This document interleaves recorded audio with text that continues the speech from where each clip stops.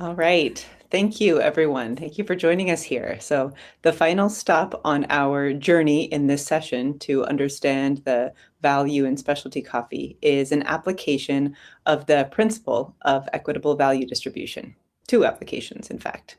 Dr. Elizabeth Bennett, Associate Professor of International Affairs and Director of Political Economy at Lewis and Clark College, and Dr. Janina Grabs, postdoctoral researcher at ETH Zurich's Environmental Policy Lab, have both studied, written, and presented about different kinds of business models. And recently they linked up and turned their attention to two specialty coffee companies, Catracha Coffee and Thrive Farmers. For the next 45 minutes or so, Elizabeth and Yanina will interview Myra Oriana Powell from Catracha and Kenneth Lander from Thrive about their commitments to sharing profits from their businesses with farmers who produce the coffees that they buy and sell. I will leave the rest of the framing for the experts. It is my pleasure to welcome Elizabeth, Yanina, Myra, and Kenneth to this year's RICO stage.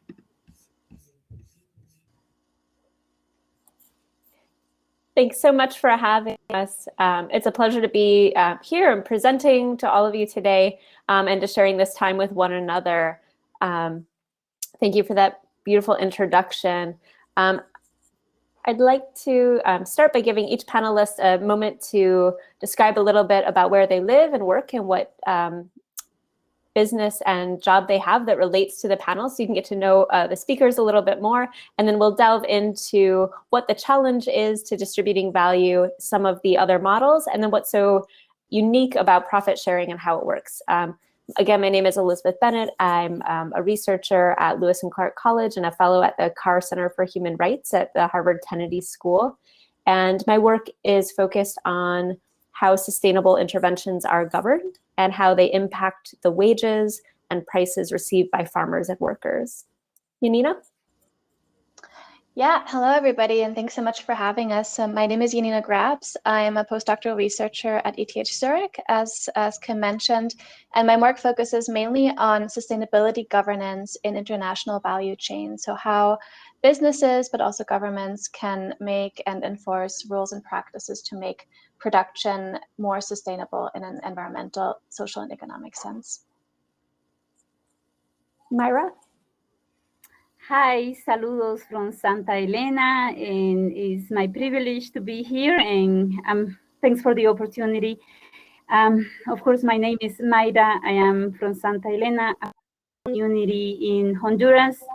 I also work for Royal Coffee, it's in California. On my day off, I enjoy working in the community, mostly with children, youth, and women for this opportunity. And Ken. Hey everybody, I'm Ken Lander. I am one of the founders of Thrive Farmers Coffee, and I'm talking to you right now. I'm actually a coffee farmer in Costa Rica for the last 16 years. So I'm talking to you from a coffee farm on the mountains and near Monteverde, Costa Rica, and I'm really excited to be here. Thanks so much. I'd like to initiate our panel by specifying what problem the profit sharing model aims to solve and identifying some of the reasons the problem persists. And we all know here that no business model is a silver bullet to a complex challenge, and no single initiative can solve multiple problems. So our goal today is to share one potential solution that may make some inroads to one of the many challenges to sustainable supplier livelihoods.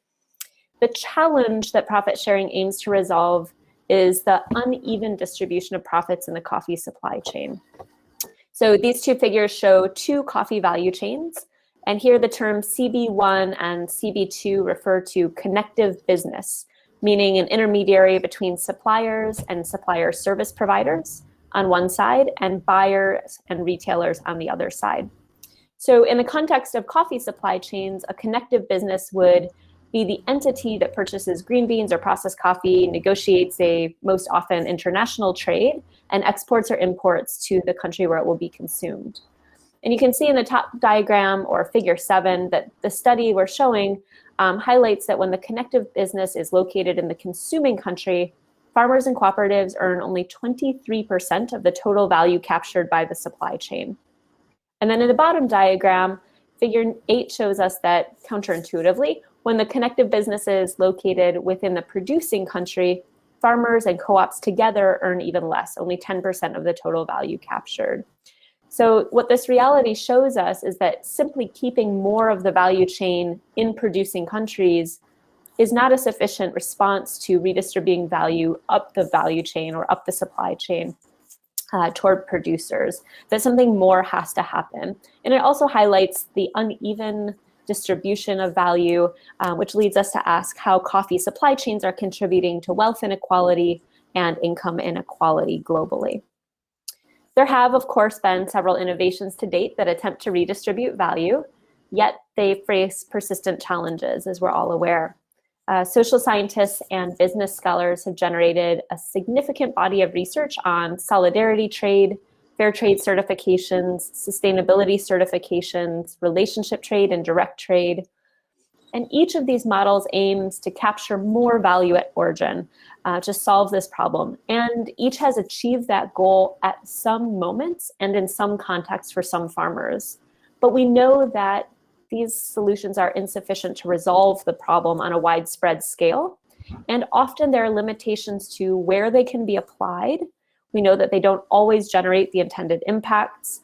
They often require participants to make major trade-offs with other important economic priorities like price stability, the ratio of how much is invested to how much payout is received, and percent of the crop that's sold at the premium price to cover the cost of certification or participation in a program or the added cost of investments.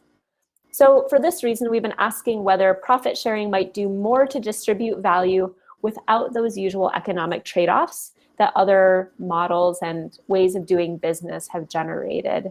So instead of us sharing with you how the profit sharing model works, we thought it would be best to go to 2 entrepreneurs who independently of one another discovered profit sharing as a way to solve the value distribution problem without facing some of the economic challenges and trade-offs that are so typical of other solutions.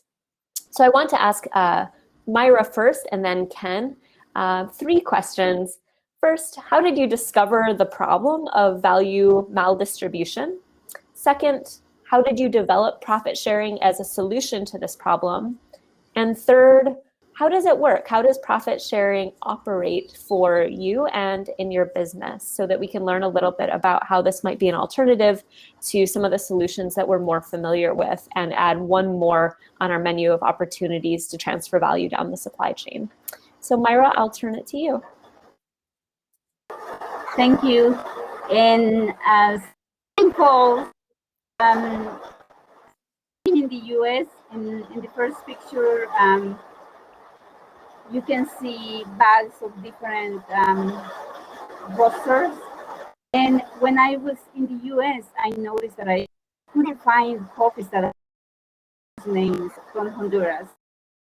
And that's what led me to wonder where was our coffee going. And that's we decided to start Catracha. And in that first picture, you can see bags of roasters that we work with, and they support our business model. And it's amazing for us to have those relationships, especially in this year when we were so nervous about COVID. And so that was the problem, not finding coffee from Honduras with producers' names on it.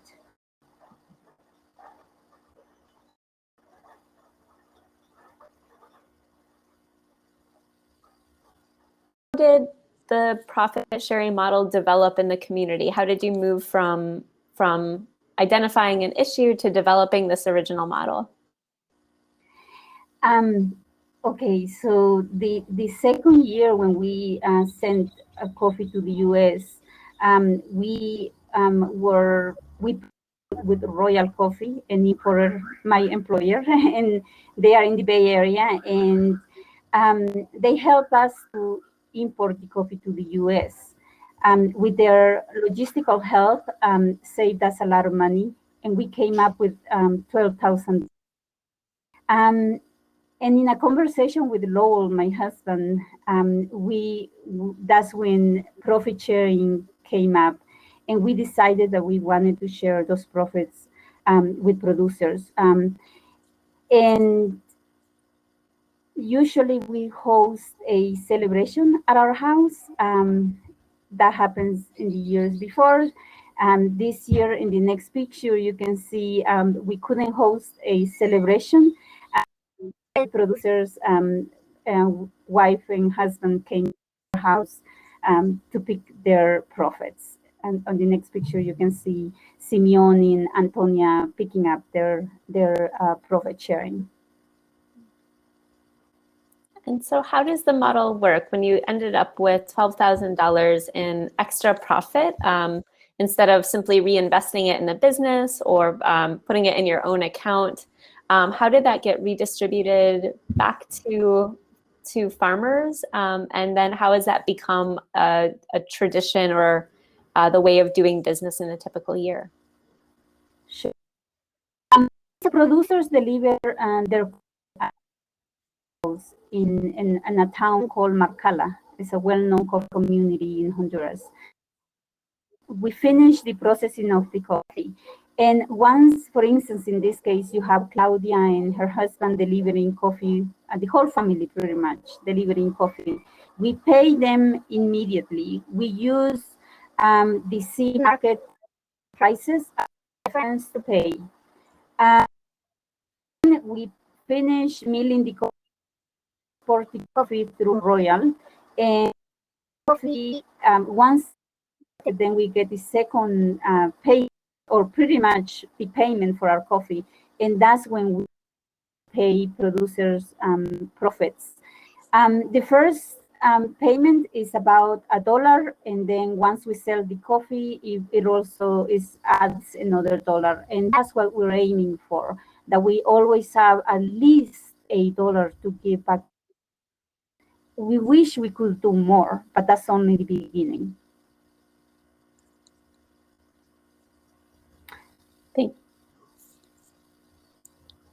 Thank you for describing that process of how it emerged and how it works.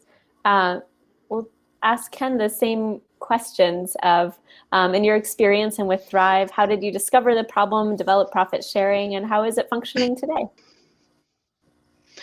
Well, when you have limes, you make limeade, and I discovered the problem because I moved to a coffee farm in Costa Rica 16 years ago. My escape strategy was to live off my savings in the United States and be retired from being a lawyer. But I lost all my money in the real estate crash in 2008, and the only thing I had to live on was a coffee farm. As a result of that, I went down to my local co-op and asked them what my profit was on my coffee that I'd been growing, because I was such an unhumble gringo that thought I knew everything about everything. I realized that I didn't know anything, and I was actually running a coffee farm, and I was making $600 net profit on about 8,000 pounds of green bean in the coffee value chain. I said, how can this be? And so as a result of that, basically out of necessity, we had to find a way. And so I just want to show you, honor my wife. This is my wife, Yamilet. This is a picture of her, us. This is literally us picking coffee that year when we didn't have any money and we had to go pick coffee. So we were out picking coffee on the farm, and she actually grew up on this farm. And so there you go. And so how did we develop the profit sharing? Is that the next question? Yeah. So here's a picture of where it all started. This is a little restaurant called the Common Cup in Monteverde, Costa Rica. And you can see Yami's actually up there running a Dietrich 3-kilo roaster. And so we got a bunch of farmers together, 4 exactly, in our community, and we began growing coffee together and selling it to tourists who come through Monteverde all the time. And we roasted 16,000 pounds of coffee on that little 3-kilo roaster, but we made 16 times more net profit by selling directly to the end user. And so as a result of that, that's how we figured out what it means to actually have a powerful connection between the consumer and the actual grower. So in that situation, basically what we did is we leveraged it up. We began to grow more coffee, and we began to sell microloans to our customers that were coming, the tourists, to grow their coffee a year in advance to finance our picking. And so very quickly, I got an education in what it actually means to be a coffee farmer. Writing checks for fertilizer and figuring out how you're going to pay the pickers, they're real problems. And so the only way we found to solve the problem was actually share the profit in the value chain back with the farmers who actually were taking all the risk in the value chain from the very initial thing. And so how does it work for Thrive? Well, Thrive has been very blessed to take this model. And what happened is that I met a guy whose father-in-law was a Jamaican Blue Mountain coffee farmer, and he couldn't figure out why the coffee in Jamaica that was his father was growing in the Mohan district in the Blue Mountains was being sold in Japan for $80 a pound roasted. His father-in-law was only making $4 a pound gross on the product. And so he called me and he goes, "I've heard about you. Tell me how this works." And I'm saying, well, how it works is you put more farmer money in the farmer's pockets, and you do that by sharing the value chain back to the farmer. And he says, well, I think we can do that. And I said, well, man, I'm glad you think that, but I don't know how we do it without capital and without business acumen on the demand side that we can go out and actually market it. And so what we did is we created a model in which at scale, we go and sell to enterprise level customers, and we have them decide that they want to be a part of a value chain where the farmer makes more money. And so we connect the two sides of the value chain. And what we do at that point is do a margin analysis and a risk benefit analysis like you do in business, and figure out whether or not everybody is actually living well in the value chain. The big part of Thrive, what makes it really different, is we don't care about the coffee markets. The C market, we don't think about the C market. We look at the deal. So we go and look and see what we can actually sell the roasted pound for to the customer, and then we figure out farmer first how a farmer is going to make the margin that they need to make so that they can have a thriving life. And so basically we do a margin analysis through that. So it's a stable, predictable, and higher price. We have a formula that we follow, and it's been inculcated in our organization. And so when we receive money at Thrive on a deal, the farmers that are in that deal are coded to that deal, and they receive a profit share of the overall profit that we receive on the deal. And so we don't worry about whether the market's at $1 or $2. The price stays the same every single year. And that's the one thing we've learned about this business, that for farmers, the price is really important. It needs to be higher than towards the peaks of the market. But more importantly, it has to be stable and predictable all the time. This guy in this photo right here is Don Vito. He's from Concepcion Panula in San Jose Panula, Guatemala, one of the first communities in Guatemala to actually decide to be a part of Thrive. And this farming community, which was 14 farmers at the time in an association, put in 5,000 pounds into Thrive 7 or 8 years ago as a test, consigned. And in the end, now they're putting almost 1/2 of their entire volume into the Thrive model. So that's how it works.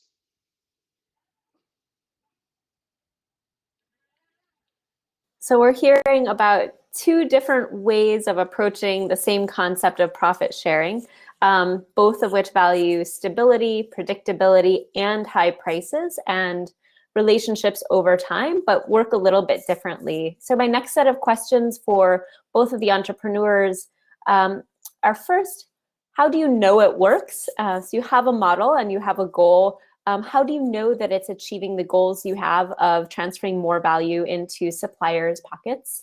Second, what are the challenges and shortcomings? We know that there's never a silver bullet or a perfect answer. There are always risks and trade-offs. So what would those look like for you? And then finally, how do you think about scaling? And how have you approached that topic? And we know that there are different ways to think about scale, that some businesses choose to scale widely and incorporate more and more people into the model and expand in that way. And another way to think about scaling is giving more depth to the benefits that existing participants are already experiencing. So how do you think about that, and what's your approach been? And let's start with Myra again.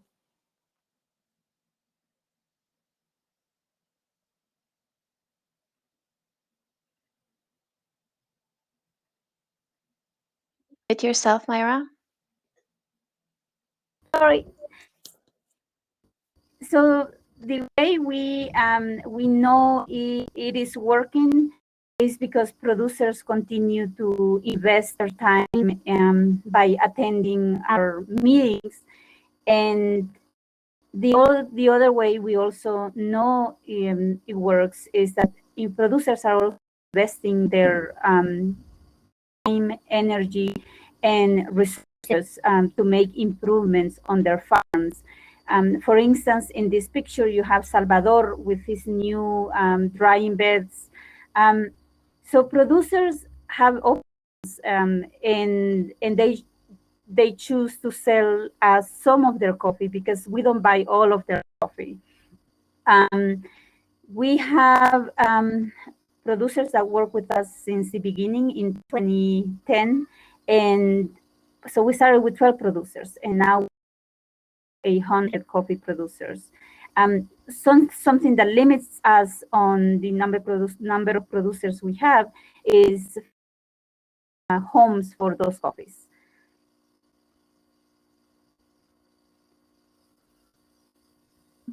And what are some of the challenges and shortcomings?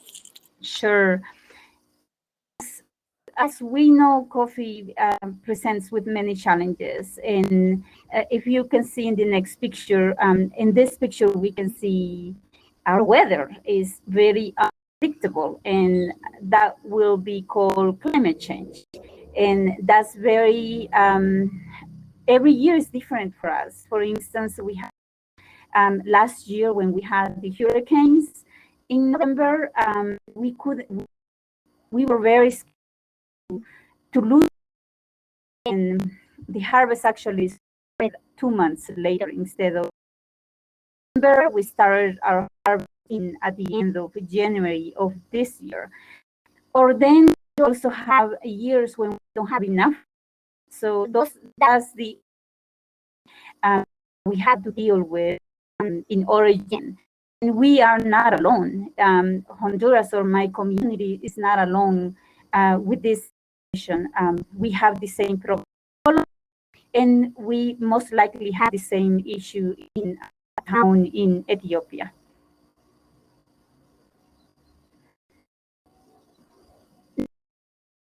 Is how do we scale? And of course, it's very tempting to scale and to grow, add more producers. We made the conscious decision that we will work exclusively in Santa Elena. This is the community where I am from. This is the community where I live. And we only have so much energy to invest in a community. For that reason, we're only investing in Santa Elena. The potential, we have about 500 coffee producers, and we only work with almost 100. Instead of growing into another community, we are investing in other opportunities. And we have a nonprofit organization, Catracha Community, and through our organization, we're funding different opportunities such as art classes, English classes, reforestation projects, workshops for children and also women. So that's kind of how we're scaling through diversification and not through coffee. In this other picture, you can see how youth are actually doing more art in the community, and they also get paid to do art and also to learn to do art. We are trying to create other options of staying in our communities so they don't have to move to the big city or to another country. Thank you for describing these. And Ken, how would you approach these questions of how you know it works, the shortcomings, and your approach to scale? Well, this picture is very, very important to me. And I just have to shout out Keith Whittingham, just texted. Keith Whittingham came to the Common Cup the first week it was open, the little coffee shop we did, and he's in the audience today. I have to shout you out, Keith. I love you. This picture right here is a picture of Franco Garbanzo. And Franco was one of the original farmers in Thrive that actually had faith in us before we actually began the process of building this model in Frailes, Costa Rica. And here he is actually signing a picture in a Chick-fil-A that was in every Chick-fil-A in the United States. And he was signing his autograph to one of those in a store. For me, this is really important because it shows that first of all, I know it's working because the relationships that we started 8 years ago are still the relationships we have today. That those farmers are still coming back, they're still loyal, they want to be partners with us. And that wouldn't happen if the numbers didn't prove themselves out. And so we've been doing this now for about 8 years at scale. And right now we're showing almost a 300% increase in income to farmers over their next best option in the market at scale across our entire volume across the last few years. The numbers have borne themselves out. And it really is a commitment to the idea that once you build a deal that actually helps a farmer, the farmer never wants to leave that deal and the customer never wants to leave the deal because there's a connection between the customer and the farmer. Not unlike what we saw with the connection between the people that visited our coffee shop and the people that we keep coming back and buying coffee online from us afterwards. I probably wasn't the best roaster in the world back then. I'm probably not the best roaster now in terms of personally roasting on my Dietrich, but I can tell you this, that coffee tastes better to them because they had a connection with the farmer. So I really feel that that's the key here is to see, do the relationships last? You know, I salute Myra because, you know, you go from 12 farmers to 100 farmers, right? That shows that the relationships are working, and that shows that something behind the relationships is actually doing the work and feeding that. So I'm with you, Myra. I really salute that with you. I mean, I think that's the key is the relationships. Challenges and shortcomings for us. Well, how do you differentiate yourself in the market? That's a big deal because there's a lot of people out there saying they're helping farmers and they are doing great things, but how do you differentiate yourself between other companies in the world? And ultimately that boils down to relationship as well. Ultimately, it boils down to the fact that your customers have to believe that they're actually and have real transparency to see that they're actually having an impact on the people they want to serve. That's a hard sell in this industry because at the end of the day, everybody is trying to save a penny because they need to save a penny to make the sale. It's no different than Thrive, no different than any other roaster or whatever. The key is standing your ground and making the deal farmer driven from the very beginning. But that has its shortcomings because frankly, most people in the market, I don't think care in the coffee world. I really don't think they care. I mean, there's a lot of talk around this. I want to do something, but then actually doing it and actually producing an economic result for a farmer with the impact that Myra's giving to the farmers that she's serving and the farmers we're serving and all those people that are doing direct trade around the world, and they can document it. Unfortunately, all that good work is lost in a lot of stuff that doesn't make any sense. Basically, it's a race to the bottom with regard to prices. And so for us, I'm hearing you, Myra. That's one of the things I've heard more and more every single time. If we had more places to put the coffee, we could have a lot more impact. The key is continuing to educate the buyers that this is the way it's got to go. We have to structure value chains that actually allow the farmers to have a thriving life. And how do we scale? Well, from a scaling standpoint, I put this picture up here because I think it's important. This is a picture of a farm that many of you guys will know called San Sebastian in Guatemala. And I was standing on this lookout overlooking the volcano. And basically the idea of scaling has two sides to it. One is the demand side and one is the supply side. The demand side obviously is the challenge. How do you make more sales? How do you engage more people to want better coffee that they're serving and not just do the normal way of thinking about sustainability, but actually want to have a relationship, a farm to table relationship with the farmers that grow it? That's a huge, huge scaling issue. But from a scaling standpoint, that's the limiting issue. On the demand, on the supply side, there are farmers after farmers after farmers that seek us out every day that want to be a part of our model. But one of the things we've learned is that we've got to be faithful to those 1,000+ farmers that we have now that were willing to take the risk early on with us. And so we always go deep with those farmers first before we spread out. And obviously, one of the ways we've spread it out from a supply side is moving into different countries, because obviously over time, if you're going to create coffees that are going to be successful in the marketplace, you're going to have to diversify the actual areas and regions where you source coffee. But for me, really, the side of scaling on the demand side really boils down to us starting to find and speaking with one voice to the people that we sell to, saying, look, you've got to start looking at this in a much more less bottom line way. If you really want to be sustainable, let's look at the economics of how the farmer gets paid. But that requires us to show our cards and show them what farmers actually get paid. So transparency is key in scaling.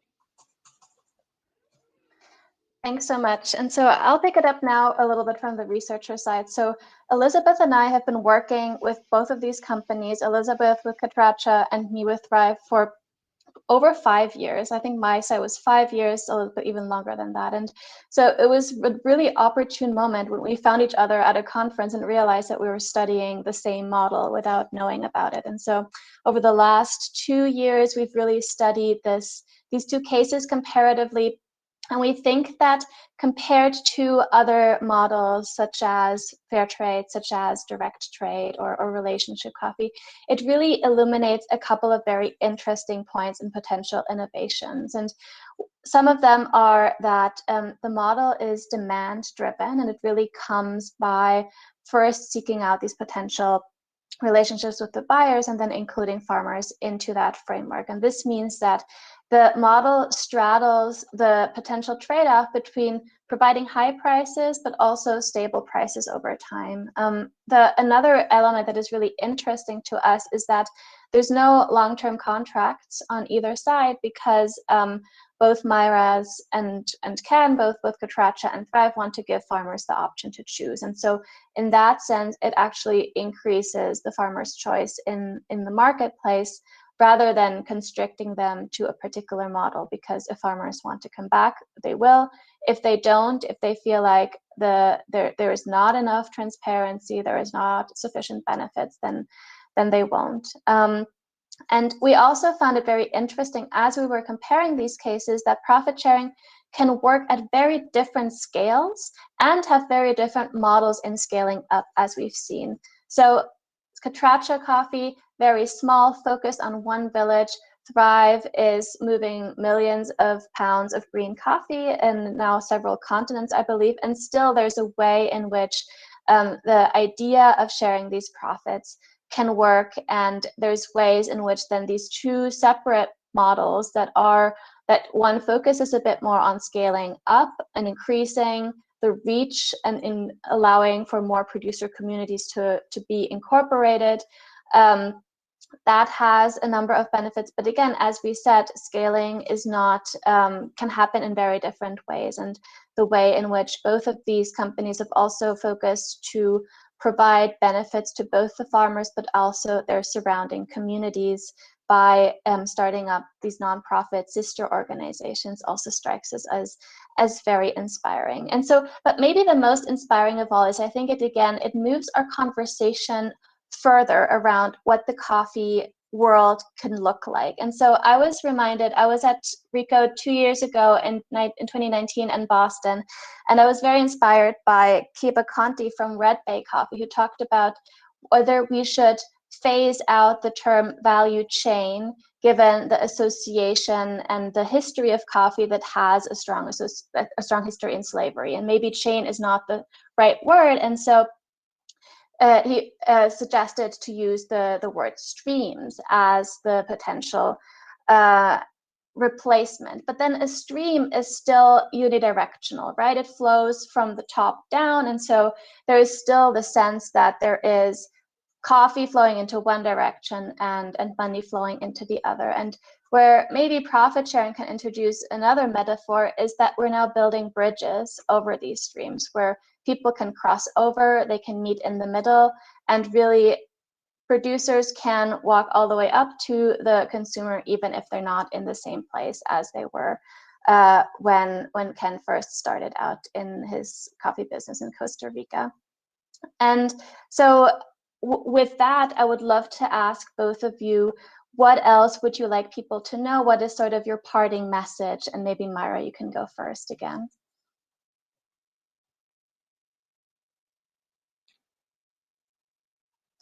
Maybe unmute yourself again, please.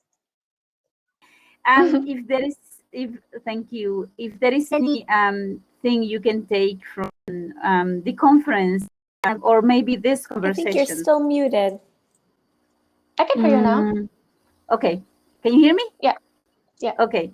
I hope what we take from this conversation is that our communities depend on the price that families make for coffee. And I hope that when you're making a business decision, you're also thinking on the families that are, for instance, in this case, we have Kelly and her sister and the brother. We really need prices of coffee to go up so that these children have a future in our community. I regularly host activities for them, and they are my inspiration to be in coffee. I think we use coffee as a tool to bring more money to the community. But I hope, in your case, to make decisions because you can. That's the beautiful part of owning a company or leading a company or owning a small coffee shop, that you can ask for a specific coffee, asking how much is the producer making on this coffee. If we start asking those questions, then our industry is eventually going to change. We ask the farm, we should be asking that, because I think the more you know how much farm, then the industry will be better. We as producers will feel better to have these relationships because we will feel more. So I encourage you to please think on our communities and rosters. You can pick one origin per year. It doesn't have to be all of the origins. It can only be one or two. And we take it from there. But we need making those decisions as soon as possible before our kids migrate to the cities or to other countries like the US. Thank you. Thank you so much, Myra, for a very inspiring call to action. How about you, Ken? What would you like people to know? Well, I'm sure everyone in the audience would agree with me with this statement, that coffee is a very, very, very small world. And I've learned that living in the coffee lands for many years. And I think most people would agree with me well that coffee is 100% about relationship. And what we're finding now is that every farmer in the world obviously has one of these. And as a result of that, they know what their coffee is being sold for on the demand side. And it doesn't take a rocket science to figure that out. And so when we begin to look at how we help farmers and how we build trust and how we build relationship, transparency and being real with each other about who's getting paid what in the value chain is key. And it's not like most people don't already have an idea. That's probably why we're having this talk today. And so for me, I've been very, very clear on the fact that I think the money and the economics is just the beginning of it. You've got to live that out as a baseline. And that's why we don't have long-term contracts, because we don't need long-term contracts. Because if you treat your partners right year after year after year, then they'll be your partners year after year after year. It's that simple.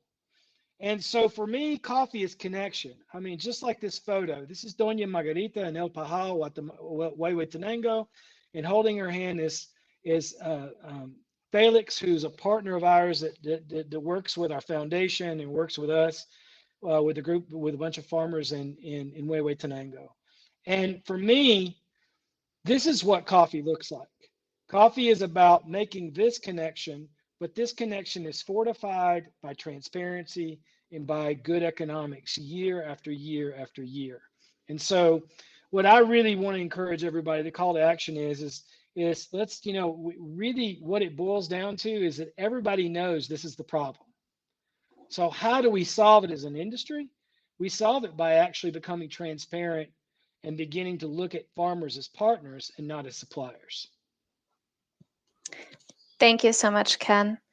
So if this first little glimpse has given you an interest to learn more about the model, about both of the businesses and just the way in which we've tried to generalize this out, there's a couple of resources for you. Of course, first and foremost, feel free to get in touch with any of us and start a conversation. You can also find actually three online resources. So first of all, we contributed an article to the most recent SCA the 25 magazine that is called Profit Sharing Towards a Just and Stable Future for Coffee Growers. And this article also has a list of questions that you might ask yourself as a business if you wanted to also move towards this journey of where a good place to start would be. Then we also just published our working paper that has a lot more information on the models itself, also on evidence of their pricing and benefits. And this can be found basically on either of Elizabeth or my website, but I think we will also be able to share it directly in the Dropbox. And that is called Rethinking the Necessary Trade-offs of Distributing Value to Suppliers. And equally, our websites have two case studies that explain and describe the model in even more depth. So plenty of resources. Feel free to get in touch. We can also just send you these materials. And now we very much look forward to a discussion and being able to answer some of the questions that may have appeared in the chat in the meantime. So I'll stop sharing the screen. Again, we'll be able to share these slides as well in case you want those resources. And then I think we can add Kim again, and she might be able to answer the questions, to ask the questions that we will then answer. Perfect. All right, I'm back. Great job. That was a really interesting panel discussion. Your technology all held up. I feel like, the gods are smiling on us. Yeah, thank you for a great discussion. And we have a few minutes. I'll take some of the questions from the question and answer panel, as I've done before, the tab rather, and put those to you all. But before we do that, I was curious to ask you, Janina and Elizabeth, thinking about people who could choose to do research on anything, and like coming to coffee and seeing coffee and maybe juxtaposing it with some of the other things that you've researched. I wonder what you think about something that I've heard a couple of people say over the course of today about coffee being special in some way, or coffee having a unique opportunity. I wonder, to be reductive about it, but do you think that's true? Is there something kind of special about coffee? Is there an opportunity that we have that maybe isn't afforded to other industries when it comes to profit sharing? I'm happy to take a first answer at this.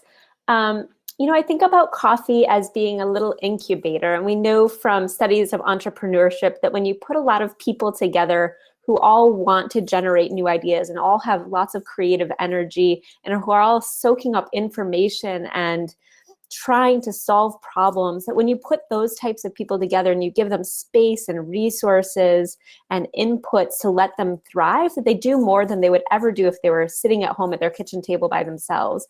And I think about the coffee industry in a really similar way, that it's always attracted activists and people who care about social and economic justice, that there's a long history in coffee of people wanting to shift where value is distributed. And for that reason, there's so much happening in coffee. It kind of gets at the heart or the hub of innovation in value distribution. So is coffee special? Yes, because it wakes us all up in the morning, but maybe not because there's something special about the value chain. I think what makes it special is the types of people who come to coffee and the goals that they bring with them.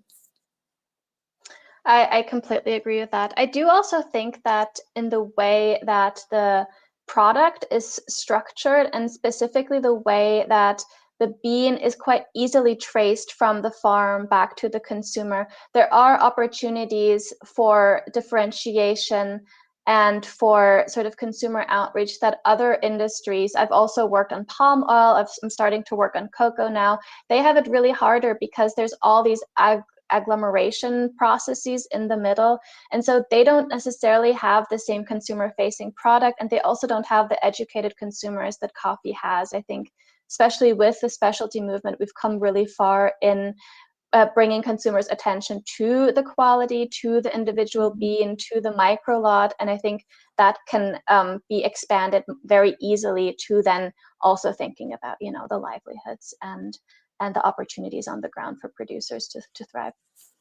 I might also add as a complement to the specialty coffee sector that the research that I've been doing on cannabis, on marijuana supply chains in the Pacific Northwest and the newly legal cannabis supply chains, I run into people all the time, organizations, entrepreneurs, nonprofits, advocacy networks, who say, we want to be like coffee. Cannabis is the next coffee. We want to learn from what the innovators have done with coffee supply chains, and we want to bring that to this new cannabis market. So I think cannabis is not only attracting people who are doing interesting things, but it's also a big lighthouse or a beacon of hope and ideas and inspirations for other industries, and that's really special.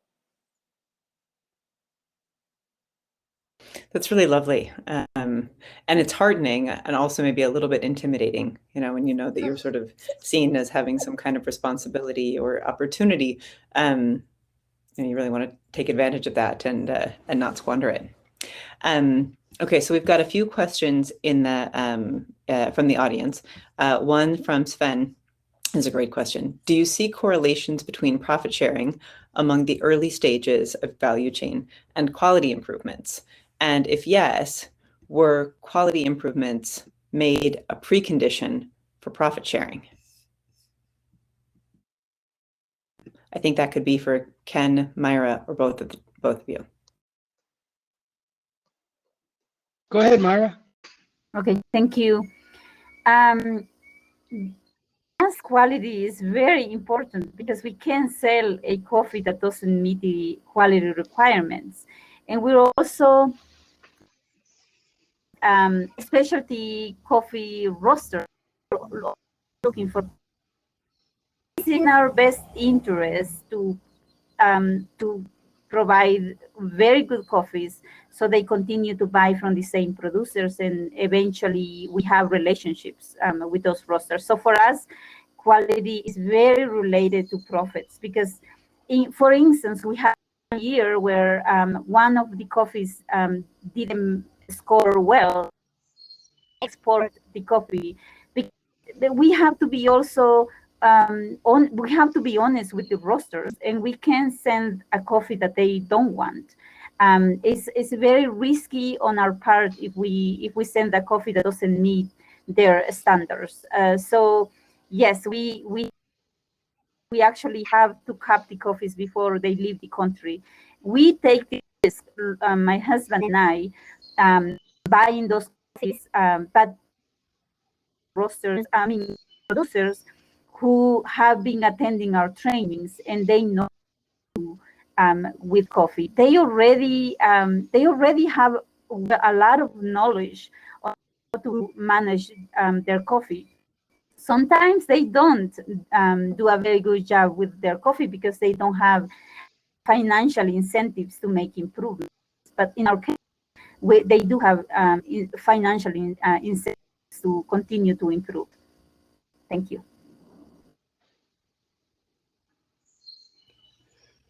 Ken, would you like to add to that? Anything about Sure, the relationship between quality as especially that precondition for profit sharing thing? I'm sort of curious about that. We step out.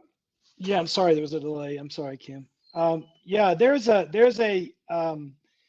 we set a very high bar on to be a part of Thrive, and frankly, I see the battle here on the ground every day. I'm one of the farmers in Thrive. My coffee goes into Thrive, and we have to pick the red beans, right? And we have to fight with the old traditional ways. Well, it can be a little pinton. It's fine. They're gonna not a problem. It's gonna be good. But in the end, quality is king. And so we put a very high standard. But what we found over the years, which is really interesting, is that the precondition actually becomes the status quo.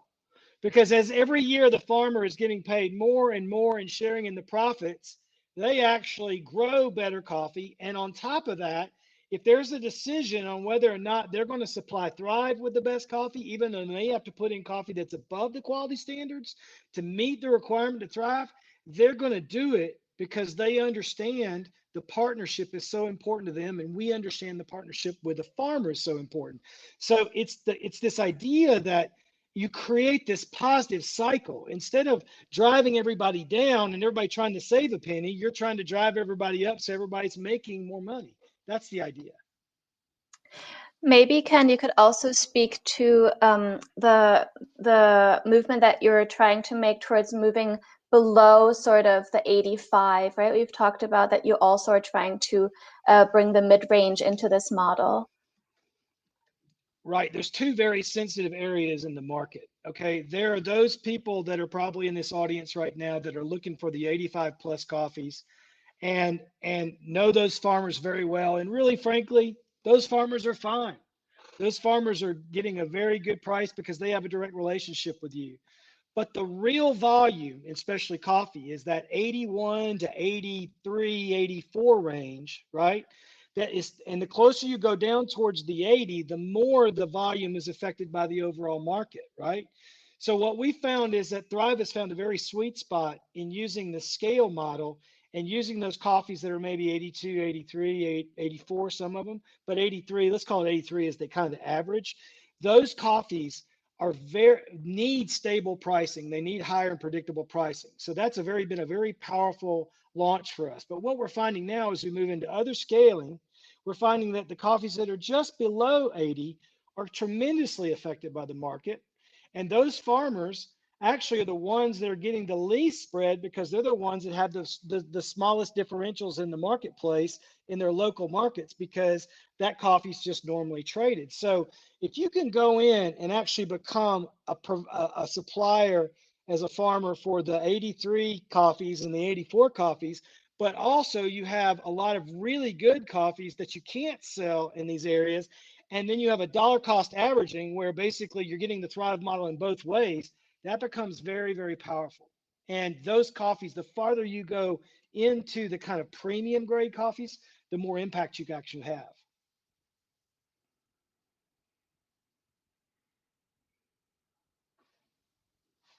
Thanks. Sorry, I was trying to figure out if I had audio issues and needed to refresh, just being most of my technical difficulties here. I know everyone can relate. We have a question from Josh, which probably looking at the time will be our last question, though maybe not. Kind of one more. Ken and Myra, how have you changed and pivoted as you've grown your reach? I.e., what were some of the things that were a part of your original model that you found needed to be changed as you grew? Another question. Did everybody understand that? The audio was a tiny bit choppy, but it was about how you have pivoted as the model has evolved over time, if I understood correctly. Maybe Myra, you can go first, if that's okay.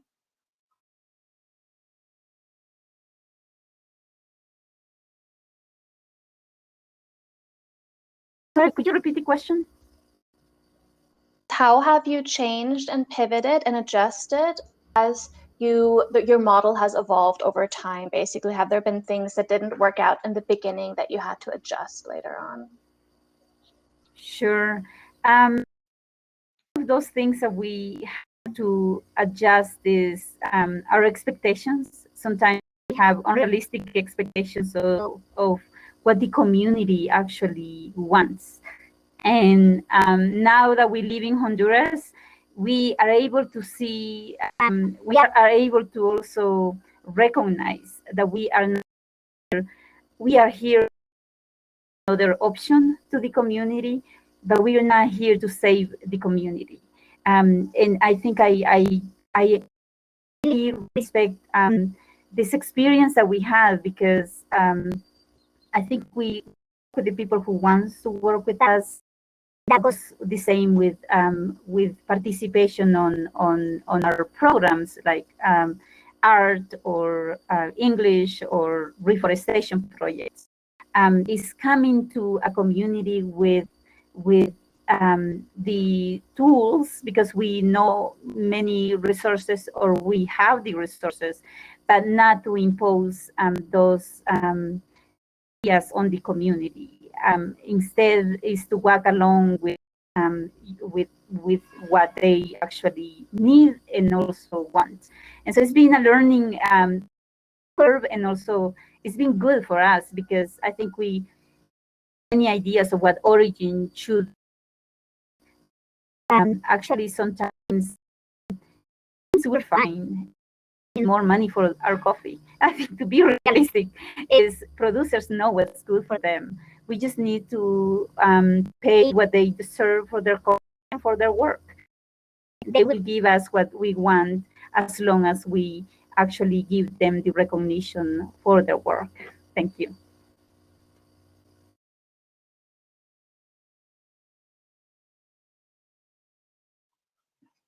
Maybe one last word from Ken before we close. Yeah, so we did a pivot in the very beginning. When Thrive started, we were a consignment model. That didn't go over very well, because that was, the farmers were having to actually help capitalize it, and that was a big pivot for us, because we thought, we were going to be able to consign the coffee and do it. But as we all know, this is a very long process to take coffee to market, and farmers need capital. So a big issue for us was making sure that we understood how to do profit sharing, with farmers getting a substantially higher price at the beginning, FOB, but then getting their profit sharing in the end. But the majority of the money coming at the beginning of the actual contract. That was a huge pivot for us. The other pivot for us was basically understanding that we needed all different types of farmers in the model. We needed large farmers, medium farmers, and small farmers, and associations and cooperatives, because at the end of the day, when you're serving companies at scale, you need to make sure that your value chain's stable. And one of the things we've learned is that this is not big against little, right? There are hundreds of examples I could give you of amazing farmers that have large operations that really want to help the small growers around them lift themselves up, because they're all part of the same community. It creates a more stable value chain for them, and frankly, better quality for them over time for everybody. So that's been a real big pivot for us too, to not just focus on small farmers, but focus on the whole kind of slate of farmers that are available at origin. Thank you. Thank you both for that. And hopefully, can I get a thumbs up if I sound better? All right. Okay. Well, thank you. So we're about at time, but let's give a digital round of applause to our panel, and in fact, to all of the speakers in this session. I really appreciate your time and your insights, and all the work that went into the articles and the kind of conclusions. There's so much here to learn from, and there will be resources, as we said, available to people for them to explore on their own. And one of those places to do that exploration, of course, is the discussion rooms. So that's where we will be going next. That means this concludes this session. Thank you again to our session sponsor, Savor Brands. we're going to be breaking for the second set of discussions. And again, we're going to have 2 rooms titled to correspond to themes and questions that arose during this session. So you may make your way to either room. You'll have a chance, of course, to see whether you want to share your audio and video for on-screen conversation. You can drop in and out of the discussion rooms, also the sponsor booths and sensory experiences, networking, to your heart's content for the next hour or so. And at that point, we're actually leaving Hopin for Spatial Chat, a different platform, and that's where we're going to have the relaxed and fun cocktail party. So brush up on your coffee facts, because there's going to be a trivia game, and the winner gets to do the opening remarks tomorrow. Just kidding. But there is going to be trivia. Just kidding about the intro part. So we won't be back here in this main stage area again until tomorrow morning. We're transitioning from here to the discussion rooms, and the discussion rooms to the party area. So before we go, I just wanted to remind you that we'll start the 3rd session of the conference at 8 a.m. Back here on the main stage. And I mentioned earlier that Janine Nyanzima Arroyan would be in transit to Burundi, but available tomorrow. So we're doing an early session of the same 2 discussion topics that we'll be doing right now. Also acknowledging that it's very late, including for one of our panelists. So we're going to create a little bit of extra space for discussion. Janine will join us. Anyone is welcome to join us for those conversations tomorrow, even if you stick around this afternoon just for another chance to hash through topics and take advantage of the time that we have together. Those will start at 7 a.m. Pacific, 1 hour earlier than the official start time.